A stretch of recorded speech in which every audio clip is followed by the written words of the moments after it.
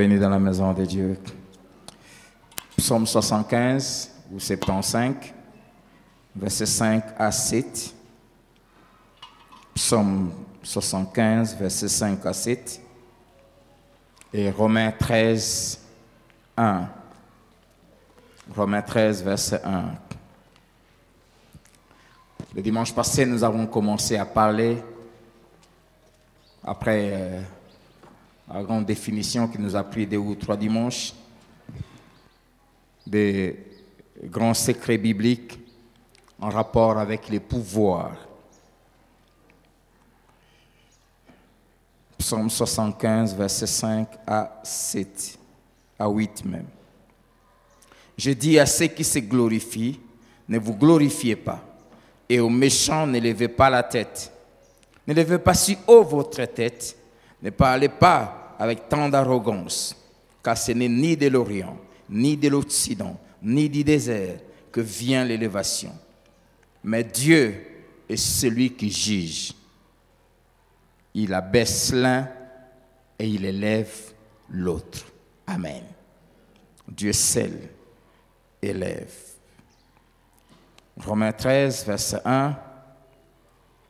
Que toute personne soit soumise aux autorités supérieures, car il n'y a point d'autorité qui ne vienne d'eux, il n'y en a pas. Dans aucun coin du monde, quelqu'un peut occuper une position d'autorité sans que Dieu l'ait établi. Amen. Et les autorités qui existent ont été instituées de qui? De Dieu. Amen.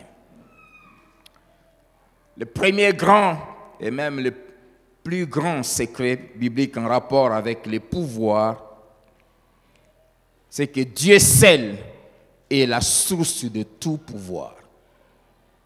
Dieu seul. Il n'y a aucun pouvoir qui ne vienne pas de Dieu. Il n'y a aucune autorité. C'est pour cela que nous ne pouvons jamais nous mettre à nous combattre, que ce soit à l'église ou dans la vie professionnelle. Celui que tu as trouvé comme chef là, même s'il est mauvais comment, c'est Dieu qui a voulu qu'il soit là. Personne ne choisit d'être l'aîné. N'est-ce pas? Tu as trouvé ce grand frère là, même si sa tête ne te plaît pas, c'est Dieu qui a voulu qu'il soit avant toi.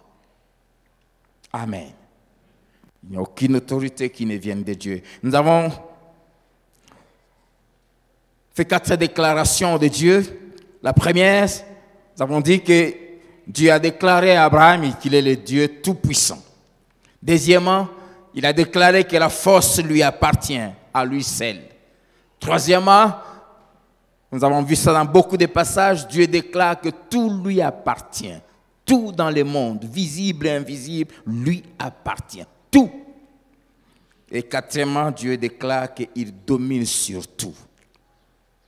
Nous avons commencé à parler de 2 vérités importantes qui prouvent que Dieu seul est la source de tout pouvoir. Et nous étions dans la première vérité qui prouve que Dieu seul est la source de tout pouvoir, c'est que ce que Dieu fait, personne d'autre ne peut le faire. Amen. Ce que Dieu fait, personne d'autre ne peut le faire. Et là, nous avons commencé à dire des choses que Dieu fait, que personne d'autre, ni le diable, ne peut le faire. Premièrement, nous avons dit que personne n'est ce que Dieu est. Jésus disait, Dieu seul est bon. Deuxièmement, Dieu seul peut faire ce qu'il veut, quand il veut, où il veut, comme il veut, avec qui il veut, et personne ne peut lui résister. Psaume 115, notre Dieu est au ciel et il fait ce qu'il veut. Ésaïe 43, verset 13, il dit, j'agirai qui s'y opposera. Et troisièmement, nous nous sommes arrêtés là, lui seul connaît l'avenir. Dieu seul connaît l'avenir. Personne d'autre. Ésaïe 46, verset 9 à 10, Dieu dit, souvenez-vous de ce qui s'est passé dès les temps anciens. Car je suis Dieu et il n'y en a point d'autre. Je suis Dieu et nul n'est semblable à moi. J'annonce dès le commencement ce qui doit arriver. J'annonce dès le commencement ce qui doit arriver. Et longtemps d'avance ce qui n'est pas encore accompli. Longtemps d'avance ce qui n'est pas encore accompli. J'ai dit, mes arrêts subsisteront. J'exécuterai toute ma volonté.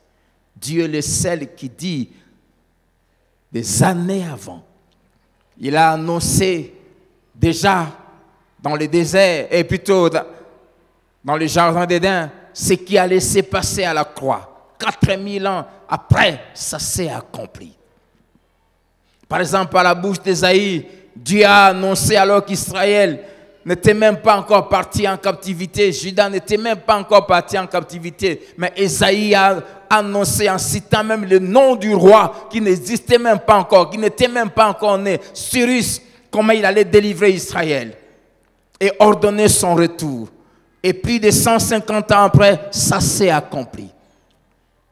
J'aime quand Dieu envoie un prophète alors que Jéroboam conduisait le peuple dans l'idolâtrie. Il envoie un prophète qui vient dans le temple et vient annoncer qu'il y aura un jour un roi du nom de Josias qui allait purifier la nation, purifier le temple de toute ce souillure. 300 ans après, Josias est venu et il a accompli. Il s'est même retrouvé devant la tombe de ce prophète. Il pose la question, qui est ici? On lui dit, c'est là où a été enterré le prophète qui avait annoncé il y a 300 ans les choses que tu viens d'accomplir. Dieu est le seul qui annonce d'avance ce qui va arriver. N'allez jamais voir un féticheur pour connaître l'avenir. Ne consultez jamais d'horoscope. Vous allez entrer en contact avec les démons. Vous voulez connaître demain, demandez à Dieu. Amen. Amen. Quatrièmement, c'est les choses que Dieu seul peut faire. Lui seul a créé les cieux et la terre. Il est le seul qui a créé les cieux et la terre. Ésaïe 44, verset 24. J'aime comment Dieu est formel. Ésaïe 44, verset 24. Dieu dit, moi l'Éternel, j'ai fait toutes choses. Tout est au pluriel. Toutes choses. Et il ajoute, seul, j'ai déployé les cieux. Seul, j'ai étendu la terre. Seul, je ne l'ai pas fait avec quelqu'un d'autre. Il est le seul qui a fait les cieux et la terre. Amen. Ce monde n'a pas apparu bon, bim bam, non. Il n'y a pas d'évolution. Souvent, j'aime souvent dire à tous ceux qui annoncent ces histoires d'évolution, mais pourquoi l'homme a cessé d'évoluer? Et pourquoi le singe est resté singe? Amen. Dieu seul a fait toutes choses. Il est le créateur de toutes choses. Cinquièmement, lui seul sauve. Dieu est le seul qui peut sauver. Le mot sauver veut dire prendre quelqu'un qui est dans un étang, dans une situation de danger, l'enlever là-bas et le mettre à un endroit où il est en sécurité. Dieu seul peut sauver. Il est le seul qui sauve. Ésaïe 45, verset 21. Qui a prédit ces choses dès le commencement et depuis longtemps les a annoncées? N'est-ce pas moi, l'Éternel? Il n'y a point d'autre Dieu que moi. Je suis le seul Dieu juste et qui sauve. Amen. Je suis le seul Dieu juste et qui sauve. Il n'y a que lui qui sauve. Ne cherche pas de sauveur ailleurs. Jésus seul sauve. Sixièmement, il est le seul devant qui, de gré ou de force, tout genou fléchit. Amen. Il est le seul devant qui, de gré ou de force, tout genou fléchit. Isaïe 45, verset 23 à 25. Je le jure par moi-même, la vérité sort de ma bouche et ma parole ne sera point révoquée. Tout genou fléchira devant moi, toute langue jurera par moi, dit l'Éternel. Amen. Tout genou, de gré ou de force, on finit par fléchir les genoux devant Jésus. Amen. Qu'on le veuille ou pas. Verset 23. En l'Éternel seul, me dira-t-on, réside la justice et la force. Par l'Éternel seront justifiés et glorifiés tous les descendants d'Israël. Il est le seul devant qui tout genou fléchit. Pourquoi? Parce qu'il a le nom qui est au-dessus de tout nom. J'aimerais te dire, même si ton adversaire porte le nom, quoi qu'il s'appelle, devant ton Dieu, il va fléchir les genoux. C'est pour cela, ne cédez jamais au diable. Ne cédez jamais à quelqu'un qui vous pousse à faire du mal. Peu importe ce qui peut être dans la société, de gré ou de force, on fléchit les genoux devant Jésus. L'homme change toujours de langage, mais pas Dieu. Amen. J'aime quand Nebuchadnezzar menace Anani, Azaria et Michaël en leur disant: prosternez-vous devant ma statue, sinon je verrai quel est ce Dieu qui va vous délivrer de ma main. Ces trois jeunes gens ont répondu à cet homme en disant: sache, ô roi, que nous n'allons pas nous prosterner devant ta statuette. Le Dieu que nous servons nous délivrera de ta main. Et ils ont ajouté, parce qu'ils savent que leur Dieu est souverain aussi. Même s'il ne le fait pas, nous n'allons pas le faire. Il les a jetés dans le feu. Le feu te chauffait 7 fois. On peut te jeter dans une épreuve, te chasser du travail parce que tu as refusé de coucher avec ton chef. Tu vas te retrouver dans un feu, mais Dieu te délivrera de là. Et ce chef-là changera de langage. Ce que j'aime, c'est que le feu n'a brûlé que les chaînes et les liens qu'on avait mis sur eux. Mais le feu n'a pas touché ni à leurs vêtements, ni à leur corps. J'aimerais te dire que toutes les épreuves que les hommes peuvent te créer parce que tu refuses de te soumettre à faire le mal ne brûlera que les liens du péché. Le chômage, qu'on peut te forcer, on peut bloquer ton salaire, on peut te contraindre, on peut te chercher à te faire souffrir, ça ne brûlera que le péché, que la convoitise, que le fait de se plaindre tout le temps quand il manque, mais ça ne détruira jamais ta vie. Et il a vu ces 3 jeunes gens marchant au milieu du feu, mais avec un 4e homme qui n'était pas là quand il les jetait, mais qui en réalité les attendait là-bas. Et quand il a vu ça, il a changé de langage. Il a dit: votre Dieu est le véritable Dieu. C'est lui. Nous manquons souvent les occasions de donner aux païens la possibilité de fléchir devant notre Dieu. C'est quand nous acceptons parfois de perdre, même de souffrir, pour le nom du Seigneur. Amen. 7e, il est le seul qui fait de véritables miracles. Si vous voulez vivre les véritables miracles, c'est-à-dire des miracles qu'on n'achète pas, les miracles qu'on ne monnaie pas, les miracles qu'on ne fabrique pas, comme plusieurs le font aujourd'hui. On paye des gens pour qu'ils viennent, quand on va prier, commence à tomber pour fabriquer de faux témoignages. Dieu est le seul qui opère de véritables miracles. Quand Dieu te guérit, c'est terminé. Il m'a guéri des problèmes de cœur et c'est terminé. C'est terminé. L'année passée, je suis allé faire un check de la tête aux pieds. Le médecin me dit, tu as un cœur comme d'un garçon de 25 ans.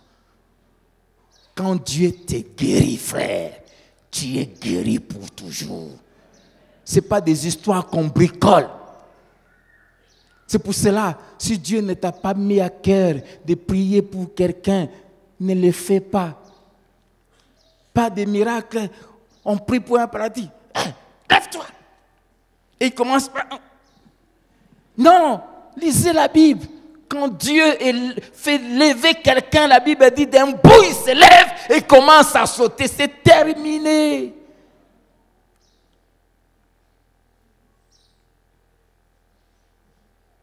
Ça ne se fabrique pas. Psaume 72, verset 18. Psaume 72, verset 18. C'est un peu comme un enseignement, mais c'est tellement profond. Béni soit l'Éternel Dieu, le Dieu d'Israël, qui seul fait des prodiges. Amen. Seul fait des prodiges. Il n'y a que lui qui fait des prodiges. Les diables, les marabouts, parfois ils essayent un peu de chercher à imiter, comme en Égypte. Ils ont essayé aussi de changer l'eau en sang, essayé un peu de changer, et puis Dieu les a amenés à un niveau où, à la et même les marabouts, les féticheurs ont dit, ça c'est le doigt de Dieu. Ça on ne peut pas faire. Alléluia.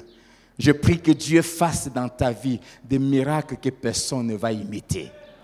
Comme il nous a dit le jeudi, à la prière, dans Isaïe 41, verset 20, il va faire ces choses afin qu'ils voient, 2, afin qu'ils observent, 3, afin qu'ils constatent, 4, afin qu'ils réalisent que la main de l'Éternel a fait ces choses et que le Saint d'Israël en est l'auteur. J'aime des choses qui obligent tout le monde à reconnaître que ça, c'est Dieu. Ça, c'est Dieu. J'aime souvent parler quand je parle à ma famille, quand je leur dis, vous ne pouvez pas chercher les miracles. Je dis souvent ça à ma mère. Quand elle me parle, elle m'appelle, elle me pose tel problème, elle dit, maman, toi, tu ne peux pas te douter de Dieu? Si tu entends ma voix aujourd'hui, 51 ans, c'est parce qu'il y a un Dieu. Tu n'espérais même pas me voir fêter mes 20 ans. Tu t'es préparé à m'enterrer à tout moment. Des choses qui laissent même les médecins bouche fermée. Alléluia. J'aime quand Dieu agit. Comme une d'entre nous ici, elle a présenté sa deuxième fille ici. On l'avait opéré des myomes. Et c'était assez compliqué. Puis les médecins ont enlevé les trompes même sans lui dire. Puis on s'est mis à prier. Et elle a conçu. Quand elle va voir son médecin pour dire au médecin, non, je suis grosse. Le médecin dit, arrête de présenter. Docteur, j'ai conçu. Le médecin dit, jamais, toi, tu ne peux pas concevoir. Parce qu'il savait ce qu'il avait fait. Jusqu'à ce que le médecin lui fasse faire l'examen. Et c'est là que lui-même va l'avouer, mais qu'est-ce qui s'est passé? Au fait, je ne t'avais pas dit, voici la situation qu'on avait trouvée quand on t'opérait. On était contraint de tout enlever parce que ça pouvait déclencher un cancer ou autre chose. Mais on ne t'avait pas dit, mais que tu te retrouves grosse, je ne sais pas expliquer.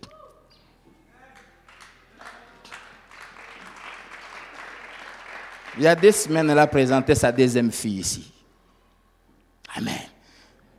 Des choses dont ceux qui croient connaître le corps que Dieu a créé, qu'ils ont étudié en classe. Que Dieu fasse ces choses dans nos vies.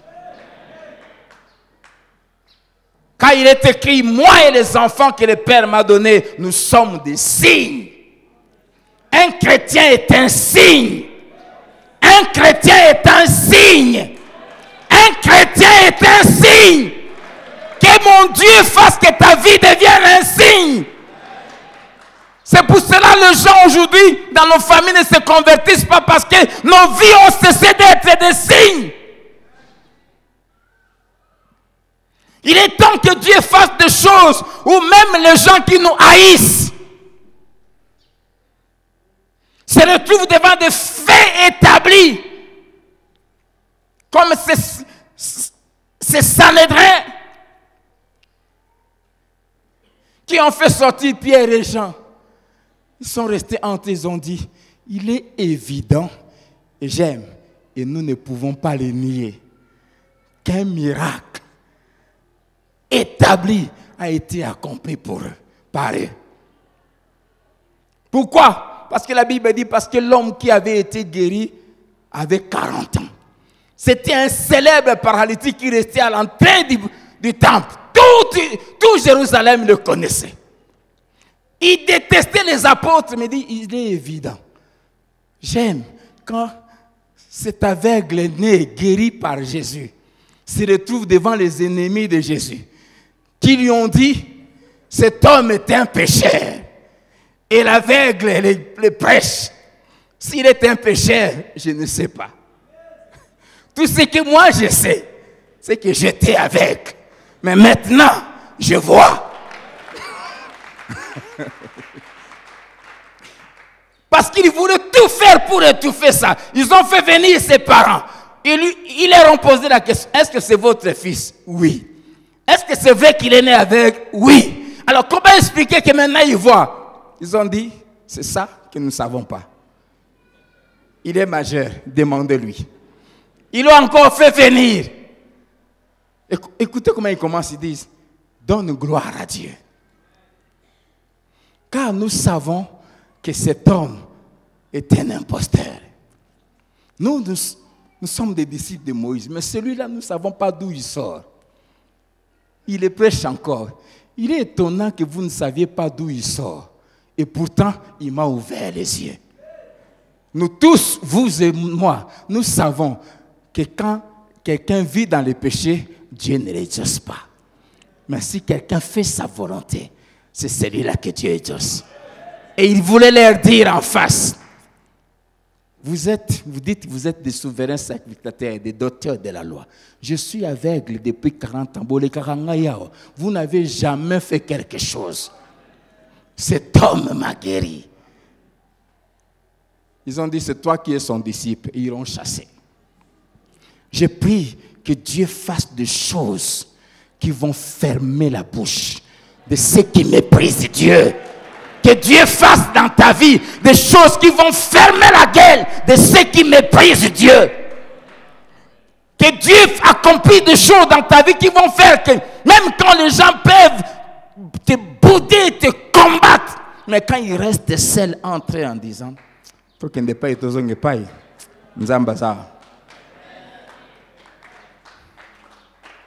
que Dieu accomplisse ces choses. Il est le seul qui fait de véritables miracles, des frères, des choses comme incontestables.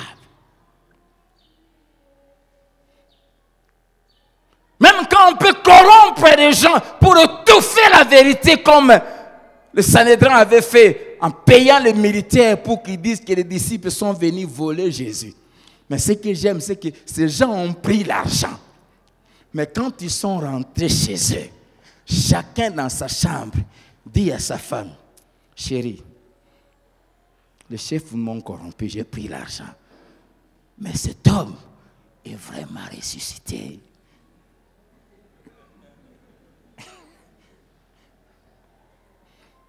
Officiellement, je vais dire autre chose, mais c'est la vérité. Ce que j'aime, c'est qu'après la Pentecôte, plusieurs de ces sacrificateurs ont commencé à se convertir. On ne résiste pas devant les évidences. C'est pour cela que tes progrès chrétiens soient évidents. Grandis dans ta foi, de telle sorte que tu atteignes le niveau où plus rien ne peut te résister. Jésus a dit, si ta foi est comme les grains de sénévé, tu diras à cette montagne, ôte-toi de là, jette-toi dans la mer et elle t'obéira. Qu'est-ce que Jésus voulait dire? Jésus voulait dire que si ta foi a les mêmes caractéristiques que les grains de sénévé, les grains de sénévé, Jésus continue, c'est un petit grain.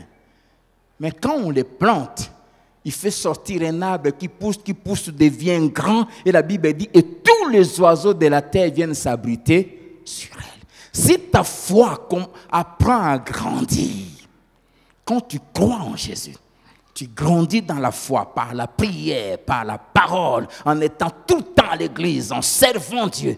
Plus ta foi grandit, ta foi va atteindre un niveau parce qu'il y a 4 dimensions de foi. Il y a petite foi, il y a la foi simple, il y a la petite foi, il y a la grande foi, il y a la grande foi qui étonne Dieu. Quand ta foi va atteindre ce niveau-là, plus rien ne va te résister. Grandis. C'est pour ça que lis la Bible tous les jours. Apprends à gêner. Ne manque pas l'église. Et aime la parole de Dieu. C'est elle qui produit la foi. Et obéis à la parole. Il est le seul qui opère des prodiges. 8e, je vais évoquer 5 autres choses que celles Dieu fait. Et je vais m'arrêter là pour aujourd'hui. Je vais tellement aller lentement. Je prie Dieu qu'il me donne les mots pour que chacun comprenne qu'on n'a pas à aller chez les hommes, on n'a pas à aller chez un féticheur. C'est Dieu qui élève, c'est Dieu qui rend grand, c'est Dieu qui bénit, c'est Dieu qui donne, c'est Dieu qui fait tout. 5 autres choses que celles Dieu fait. Premièrement, Dieu ouvre et personne ne peut fermer. Et il ferme et personne ne peut ouvrir. Il dit, j'ouvrirai et personne ne fermera. Je fermerai et personne n'ouvrira. Bien-aimé, si Dieu t'ouvre la porte, personne ne va la fermer. Et nous sommes Philadelphie. Et Dieu a dit de Philadelphie, j'ai mis devant toi une porte ouverte que personne ne pourra fermer. Et je déclare que si tu es enfant de Dieu, Dieu met devant toi des portes que personne ne va fermer. Personne. Ne tremble pas devant des sorciers. Si Dieu te bénit, frère, personne ne peut empêcher cela. Quand Dieu ouvre, personne ne ferme. Je parlais de Joseph le dimanche passé. Potiphar avait jeté Joseph en prison. Mais quand Dieu a décidé de débloquer Joseph et d'accomplir ce qu'il avait dit, ce que j'aime, c'est que Potiphar était là. À côté de Pharaon. Quand les chansons a dit à Pharaon, je connais un homme qui peut interpréter les songes. Il est en prison. Il a dit, certainement. Et le chef d'état-major, c'est lui qui l'avait jeté en prison. Certainement, cet homme a dit pour soi-disant viol de sa femme. Mais parce que Pharaon avait besoin d'une solution. Il ne s'est même pas occupé de Potiphar qui était là. Il dit, faites-le sortir, amenez-le-moi. Et quand Joseph est venu devant Pharaon, d'abord on l'a fait sortir de prison. Il s'est lavé. Il s'est rasé. Il a changé de vêtements. J'annonce que le jour vienne où Dieu va te faire sortir de toute situation qui bloquait ta vie. Dieu va changer ton extérieur parce qu'il est en train déjà de changer ton intérieur. Et quand Joseph se présente devant Pharaon, Potiphar, son bras droit est là, en train de grincer les dents. Mais il ne peut pas bloquer ça. Joseph interprète le songe. Il donne même une orientation sur comment éviter que la nation souffre 7 ans après. C'est devant Potiphar. C'est pour ça que la Bible dit il dresse une table pour nous. Où? Où? En face de nos adversaires. Que ceux qui te combattent vivent encore. Avant qu'ils aillent dans la tombe, ils doivent voir. Parce qu'après avoir vu, Dieu va vraiment les tuer. Parce qu'ils ont osé te toucher. Ah, il m'a donné cette parole. Je n'oublierai jamais. Ce dimanche 15 août 1995. Celui qui osera se mettre sur ton chemin, je le tuerai. J'ai vu Dieu tuer les gens qui ont osé me faire la guerre sans raison. Il tue. Pharaon enlève son anneau, il met ça sur Joseph. Pharaon dit, seul le trône va me séparer de toi. Je t'établis gouverneur sur toute l'Égypte. Et quand Pharaon dit qu'on crie devant Joseph à genoux, Potiphar était le premier à se mettre à genoux. J'aime ça. Que cela t'arrive. C'est pour cela reste simplement fidèle. Amen. Quand Dieu ouvre, personne ne ferme. La deuxième chose, parmi ces 5 choses que Dieu seul fait, Dieu bénit et personne ne peut révoquer. Il bénit et personne ne peut annuler sa bénédiction. Nombre 23, verset 20. Ce que j'aime, c'est les magiciens, c'est le faux prophète que Balak avait fait venir pour maudire Israël, qui arrive là, il commence à bénir Israël. Et il dit, il a béni. Je ne révoquerai pas. Pourquoi? Parce que la sorcellerie, parce que la divination ne peuvent rien contre Israël. Quand Dieu te bénit, personne ne peut annuler ça. Nous avons été bénis à la croix, frère. Là où Jésus a été fait malédiction à notre place, et nous sommes devenus bénédiction de Dieu. Dès que tu reçois Jésus, tu passes du royaume de la malédiction au royaume de la bénédiction. Tu es déjà béni si tu as déjà accepté Jésus. Tu n'appartiens plus à cet héritage mauvais de ta famille. Tu es maintenant membre de la famille de Dieu. C'est pour cela que tu ne peux qu'avancer. Tu es béni. Quand Dieu est béni, personne ne peut révoquer. Et David dit, quand l'Éternel bénit, on est béni éternellement. Éternellement. À tel point que la bénédiction de Dieu transcende les générations. Jusqu'à 1000 générations de ce qu'il aime. Quand tu es béni définitivement.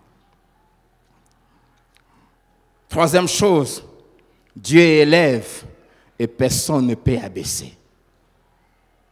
Quand Dieu t'élève, personne ne peut abaisser.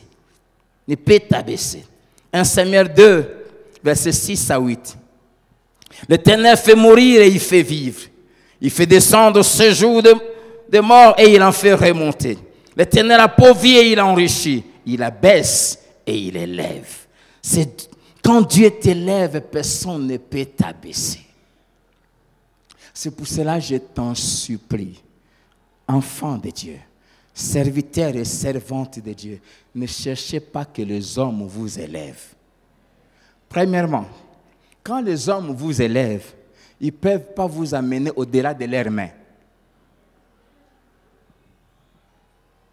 Vous voyez là où mes mains s'arrêtent? Elles s'arrêtent là, non? Mais quand je dois t'élever, ton élévation, si ça vient de moi, ça va s'arrêter là. Pourquoi? Parce que quand quelqu'un t'élève, il doit te soutenir. Deuxièmement, quand un homme t'élève, ton élévation est temporaire. Pourquoi? Parce que ça dépendra de la capacité de ses mains à te supporter. Oh, parce que ses mains se fatiguent, il va te lâcher. Amen. Il va te lâcher. Et qu'est-ce qui va arriver quand il va te lâcher? Le problème, c'est quoi? Quand il va te lâcher, ses mains seront tellement fatiguées qu'il n'aura pas le temps de te faire descendre calmement.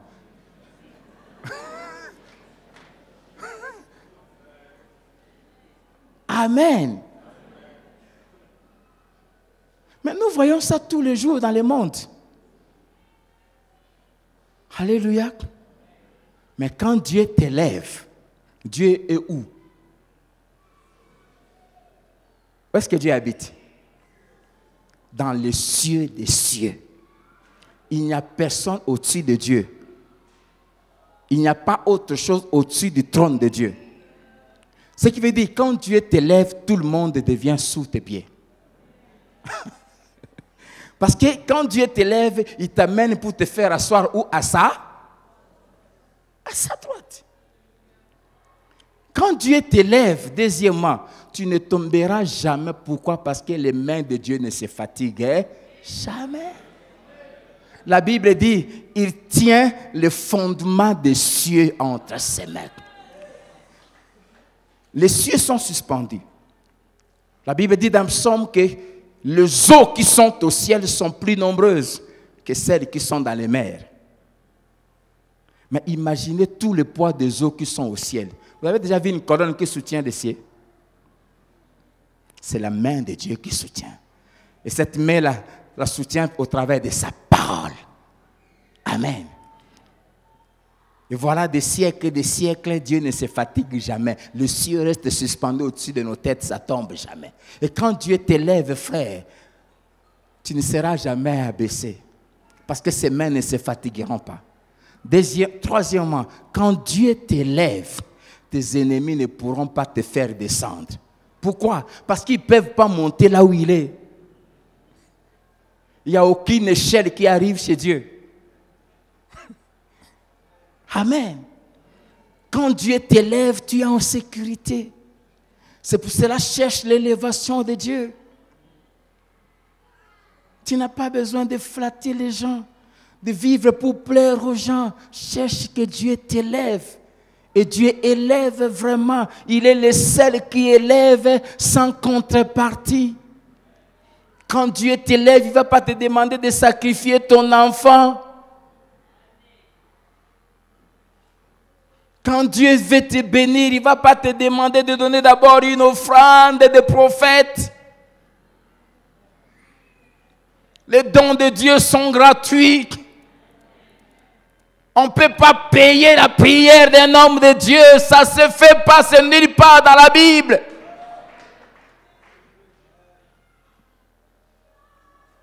Vous avez reçu gratuitement, donné gratuitement, dit Jésus. Gratuitement. Daniel 4, verset 17. Répondant au roi Belshazzar, cette résolution est un ordre des saints, afin que les vivants sachent que le Très-Haut domine sur le règne des hommes, qu'il les donne à qui il lui plaît.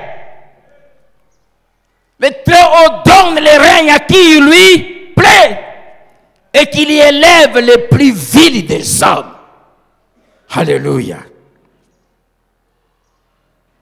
Alors que cet homme se vante de son pouvoir, menace Jésus en disant, c'est à moi que tu ne réponds pas. Ne sais-tu pas que j'ai le pouvoir de te faire mourir et de te faire vivre et de te relâcher? Jésus lui dit, tu n'aurais aucun pouvoir sur moi si mon Père ne te l'avait pas donné. C'est Dieu qui donne. Romains 13, 1, que nous avons lu, que toute personne soit soumise aux autorités supérieures, car il n'y a point d'autorité qui ne vienne de Dieu. Amen. Dieu seul élève. Cherche l'élévation de Dieu. Et pour que Dieu t'élève, nous allons parler des choses qu'il faut faire dans des dimanches. Il faut simplement craindre Dieu.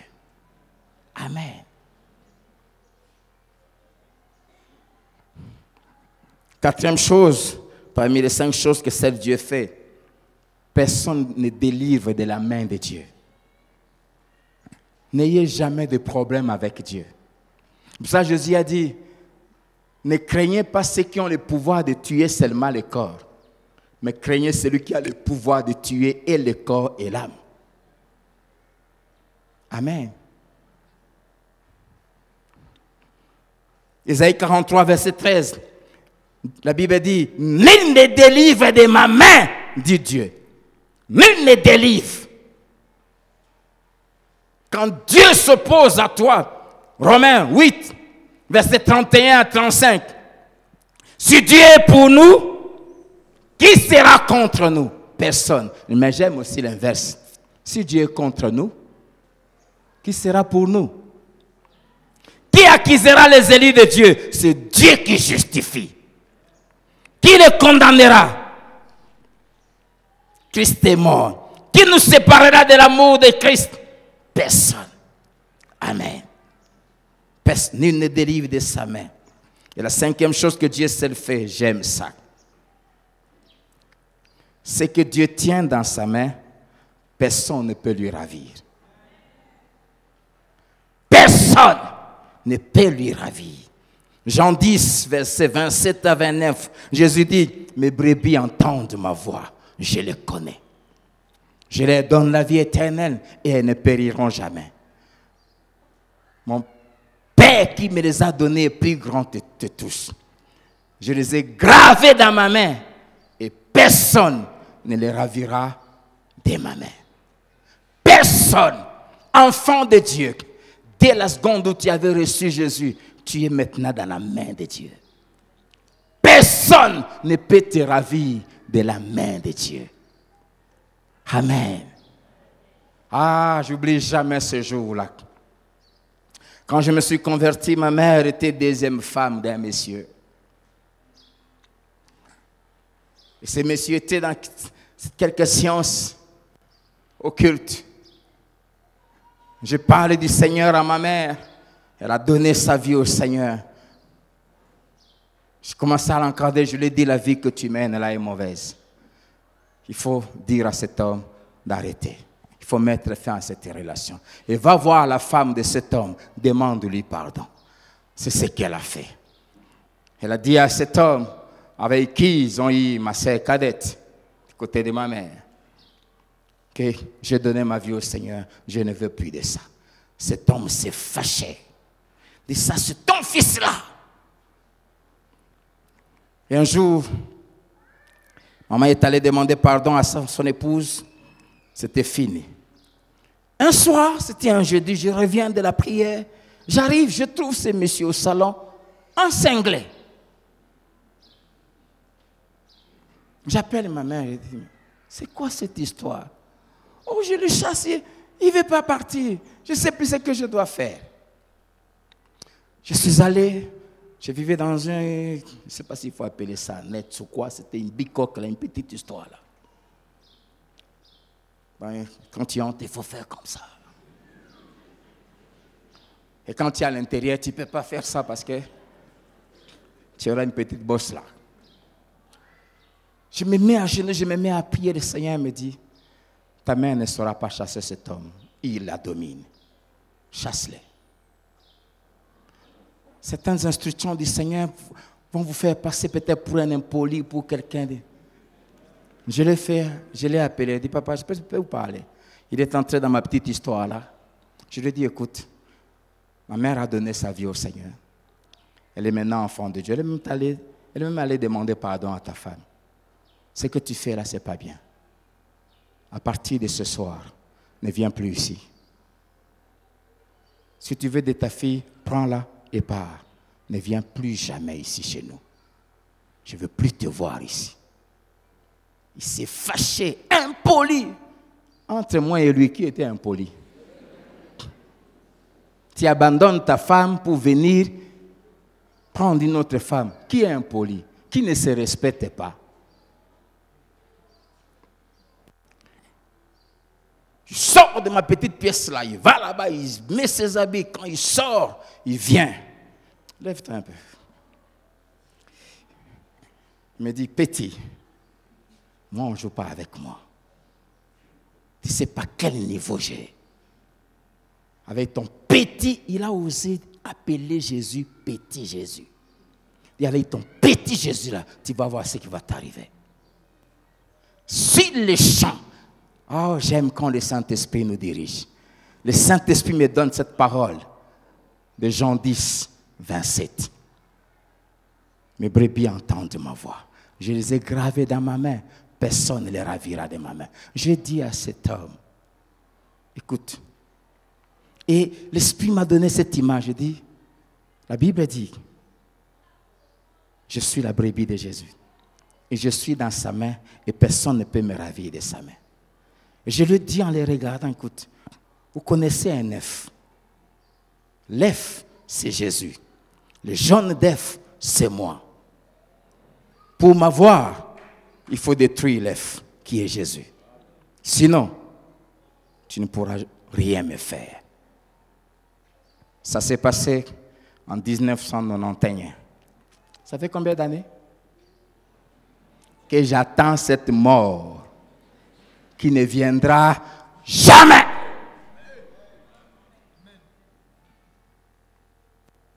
Je suis caché en Christ. Caché en Christ. Pour m'avoir, il faut d'abord avoir Jésus. Amen. J'aime cette image simple de cancrela qui se entre dans une bouteille de coca. N'est-ce pas? Et un coq vient, il voit le cancrela. Quand le coq vient avec son bec, il frappe sur la bouteille. Qu'est-ce qui arrive? Est-ce que le bec du coq peut casser la bouteille de coca? Mais quand le cancrela voit ce coq qui vient, boum! Au fait, c'est inutile d'avoir peur. Tu es un cancrela. La bouteille, c'est Jésus. Tu es là à l'intérieur. Les démons, les diables, tous ces petits aventuriers-là sont des coqs. Tout ce que le diable sait faire, c'est intimider. Comme il avait dit par la bouche de Jézabel à Élie, demain, que le Dieu me traite dans toute leur rigueur si je ne fais pas de ta vie ce que j'ai. Qu'est-ce qu'elle a fait? Rien. Mais Élie a paniqué pour rien. Au point qu'en fouillant, Dieu lui pose la question, qu'est-ce que tu fais ici? Amen. Alors quand tu le vois, la Bible dit, votre adversaire rôde. Pourquoi il rôde? Parce que vous êtes à l'intérieur. Rôder, c'est quoi? Cette chair, c'est Jésus. La Bible ici, c'est moi. Je suis en Christ. Ça va? Qu'est-ce que le diable fait? Comme il ne sait pas m'atteindre, il rôde. Il tournoie. Il cherche qui d'eux? Mais tant que je suis à l'intérieur, je vais avoir peur. Mais c'est quoi? Qu'est-ce que le Seigneur fait? La bouteille est transparente, n'est-ce pas? Les cancrelats voient le coq qui vient. Il rôde comme un lion, rugissant. Oh! Et il s'arrête seulement là. Psaume 112, David dit, les méchants épient les justes. Il grince les dents, mais il ne peut rien faire. Tout ce que tu as à faire, c'est de ne jamais sortir de la bouteille. Reste là à l'intérieur. Tant que tu es là, les coqs peuvent venir même sans tournoyer autour de la bouteille. Tournoyer, piquer même. Ils vont se faire mal eux-mêmes. Là à l'intérieur, mange en paix. Danse même. Tu peux même le faire.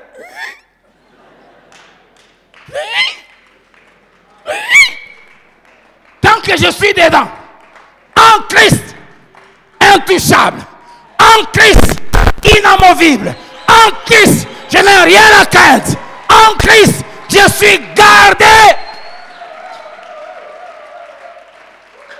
Alors j'aimerais te supplier, ne sors jamais, reste là à l'intérieur.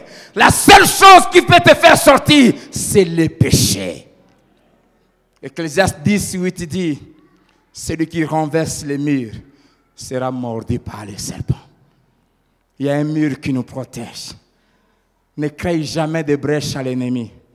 Le péché crée des brèches. Alléluia. Dieu seul donne le pouvoir. quand tu es dans sa main, tu n'as rien à craindre.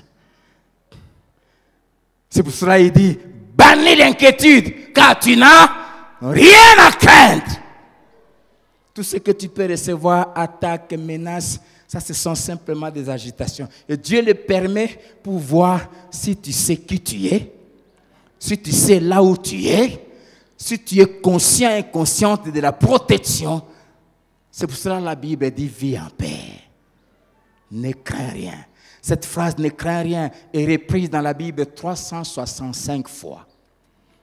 Dieu a préparé chaque matin quand tu te réveilles, que tu entends Dieu te dire, ne crains.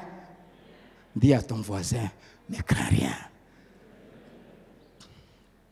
Ne crains rien. Dieu seul protège. Quand on est dans sa main, personne ne peut nous ravir. Dans sa main. Quand Dieu t'est béni, personne ne peut annuler cette bénédiction. C'est pour cela qu'il ne faut pas te mettre à te battre. Un chrétien ne se dispute pas une position. L'homme ne peut recevoir que ce qui lui a été donné du ciel. Vous savez, je l'ai déjà dit ici. Le jour où je suis allé demander la main à cette femme, 3 personnes sont le même jour avant moi. Parce qu'elle était faite pour moi. Quand tu vois même un frère qui rôde autour de la sœur pour laquelle tu commences à avoir quelques visions, ne t'agite pas. Frère, qu'est-ce qu'il y a avec Jeanne? Oh, bon frère. Moi j'ai des... Non, c'est charnel. Si elle est à toi, Antoine ne fera rien. Et si même Jeanne ose accepter Antoine, accoler Antoine mbongo ya pamba, ya ba unité, ya ba coca, au finish, ça n'ira nulle part. Sois en paix.